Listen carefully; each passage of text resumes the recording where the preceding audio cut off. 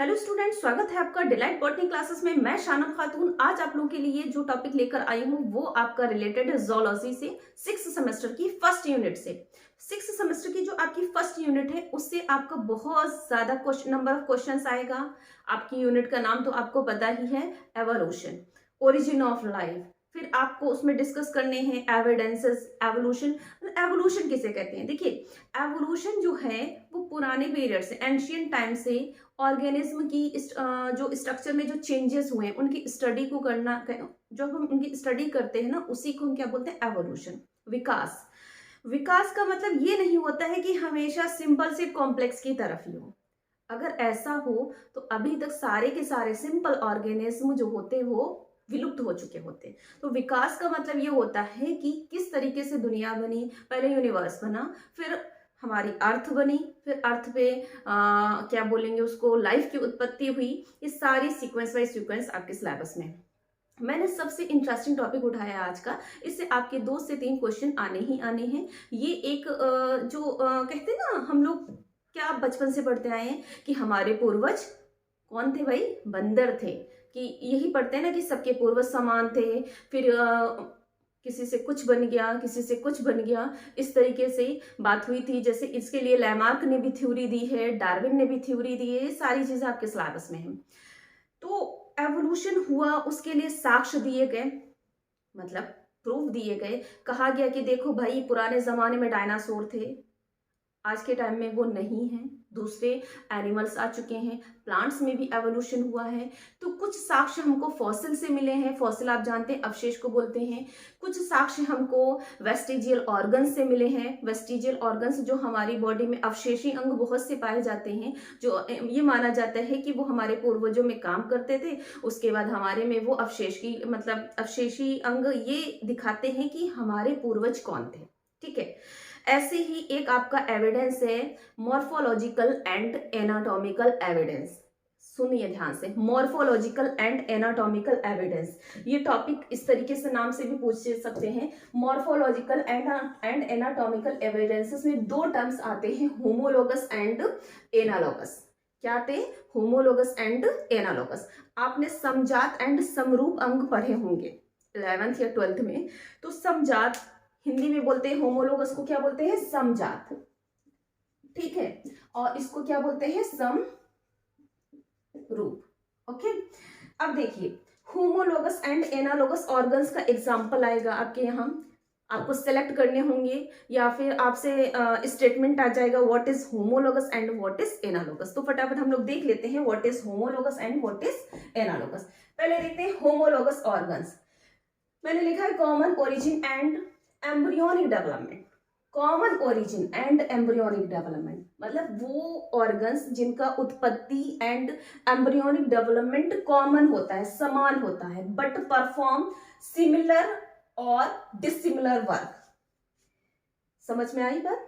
कि ऐसे स्ट्रक्चर, ऐसे ऑर्गन जिनका स्ट्रक्चर एंड क्या बोलते हैं ना, जिनकी उत्पत्ति और उनका भ्रूण से जो विकास है वो समान होगा, लेकिन उनका फंक्शन सिमिलर भी हो सकता है, डिसिमिलर भी हो सकता है।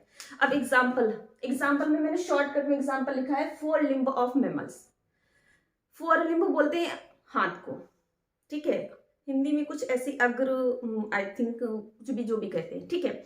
ऐसे आपका एग्जाम्पल आएगा जैसे कि हम मनुष्य का हाथ और घोड़े की अगली टांग कैसे ऑर्गन है, तो आप बताएंगे होमोलोगस, क्योंकि उनकी अंदर की जो संरचना होती है, जैसे हमारी ये एक बोन्स होती है, ठीक है, फिर उसके बाद हमारे यहाँ पे क्या है, रेडियस अल्ना है, कार्पल्स, मेटाकार्पल्स। ऐसे ही घोड़े की अगली टांगों में भी यही बोन्स होती हैं सारी की सारी।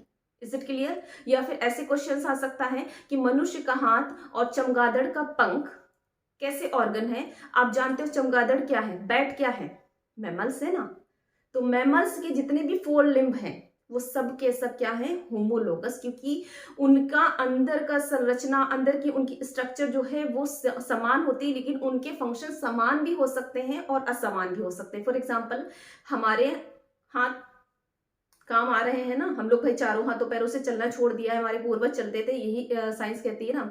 लेकिन जो घोड़े की अगली टांग है वो वॉकिंग में काम आ रही है। लेकिन यही बात करेंगे कि घोड़े की अगली टांग और गाय की अगली टांग, ये भी इनके फंक्शन तो समान है, ये आपस में कैसे हैं, होमोलोगस। तो आप बस होमोलोगस में इतना ध्यान रखिएगा कि जिनकी इंटरनल स्ट्रक्चर समान होगा, जिनकी उत्पत्ति समान होगी, वो कैसे होंगे, होमोलोगस।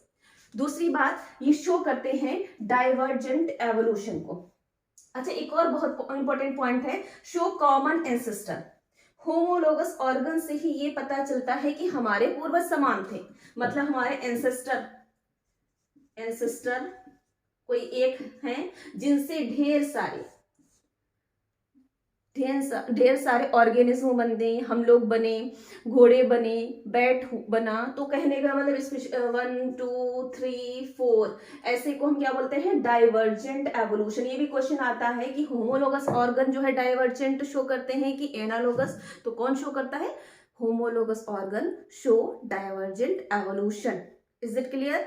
किससे ये पता चलता है कि हमारे पूर्वज समान थे, तो किससे पता चलता है, होमोलोगस ऑर्गन से ही पता चलता है कि हम सब के पूर्वज एक थे। उसके बाद ये सारी चीजें, सारे कहते हैं दुनिया के जितने भी जीव जंतु हैं सारे के सारे बन गए। Is it clear? और डाइवर्जेंट एंड कन्वर्जेंट तो आपको पता ही होगा। डाइवर्जेंट का मतलब होता है, जैसे आपने उसमें फिजिक्स में भी पढ़ा है, एक पॉइंट से कई किरणों का निकलना, इसी को तो डाइवर्जेंट बोलते हैं। तो यही एक एंसेस्टर से ढेर सारे इंडिविजुअल्स का बनना डाइवर्जेंट। Is it clear? अब बात करते हैं हम एनालोगस। एनालोगस में डिफरेंट ओरिजिन कैसा होता है, उत्पत्ति अलग होती है, स्ट्रक्चर भी अलग होगा, उत्पत्ति भी अलग और संरचना भी अलग, बट परफॉर्म सिमिलर फंक्शन, लेकिन इनके कार्य कैसे होंगे, समान होंगे। और ये शो करते हैं होमोप्लास्टिसिटी। इसका रिजल्ट होगा convergent evolution. Most very IMP, convergent evolution कौन शो कर रहा है, एनालोगस। डाइवर्जेंट कौन शो कर रहा है, होमोलोगस। यही आपके प्रैक्टिस सेट के क्वेश्चंस भी होते हैं। कन्वर्जेंट देखते हैं, कन्वर्जेंट का मतलब होता है एक एंसेस्टर एक है, एंसेस्टर दो हैं, और ये दोनों मिलकर के दोनों ही एक जैसे, मान लिया फ्लाइंग उड़ने वाली जंतु बना दें, उनको हम क्या बोलेंगे, उसको हम क्या बोलेंगे, कन्वर्जेंट। इसके एग्जाम्पल देखिए, इसका एग्जाम्पल है wings of butterfly and birds. तितली और पक्षी के जो पंख होते हैं वो उनका एक ही काम होता है, उड़ना। तितली और पक्षी के पंख का क्या काम होता है, उड़ना। ठीक है, तो क्या ये समान होंगे संरचना में? इनका मतलब तितली के पंख का झिल्ली जैसे होते हैं बिल्कुल, और पक्षी के पंख अलग, उनका संरचना अलग होगा, लेकिन काम क्या है, एक ही है। तो ऐसे ऑर्गन जिनके काम एक होते हैं और उनकी उत्पत्ति, उनकी संरचना अलग होती है, उनको हम बोलते हैं एनालोगस। और ये क्या शो करें, कन्वर्जेंट। और एग्जांपल ये आपका हो गया sting of scorpion and bee. मधुमक्खी और बिच्छू का डंक, इसका क्या काम है भाई, वो अपना प्रोटेक्शन करते हैं ना अपने डंक से। हम जाएंगे तो हमको डंक मार देगी, चाहे मधुमक्खी हो चाहे बिच्छू। ठीक है, वो अलग बात है, इनके डंक का जो संरचना होता है वो अलग अलग होता है। ठीक है, तो बस ध्यान रखिएगा कि ऐसे ऑर्गन जिनका फंक्शन सेम होगा और अंदर की संरचना अलग होगी वो एनालोगस। ऐसे ऑर्गन जिनके अंदर की संरचना समान होगी, फंक्शन सिमिलर और डिसिमिलर हो सकता है, वो कैसे होंगे, होमोलोगस। ये प्रैक्टिस सेट में आपको छांटने को आ जाते हैं, आपको सेलेक्ट करने होगा। कुछ भी होगा कि घोड़े का पैर, घोड़े की अगली टांग, मनुष्य का हाथ कैसा है, क्वेश्चन नोट कर सकते हैं। तो होमोलोगस है। तितली के पंख और चिड़िया के पंख कैसे हैं, एनालोगस। क्वेश्चन बदल भी सकता है, चमगादड़ का पंख और तितली के पंख का काम एक जैसा होता है ना, तो वो कैसा है, एनालोगस। जिसके काम सिमिलर होंगे, संरचना अलग, वो एनालोगस। ऐसे फ्लिपर पूछ देते हैं, वेल के फ्लिपर एंड पेंगुइन के फ्लिपर का क्या काम होता है, चप्पू का क्या काम होता है, पानी को इधर से उधर तैरने में सहायता करते हैं, लेकिन उनके फ्लिपर का संरचना अलग अलग होगा, तो वो भी क्या हो जाएगा, एनालोगस। Is it clear?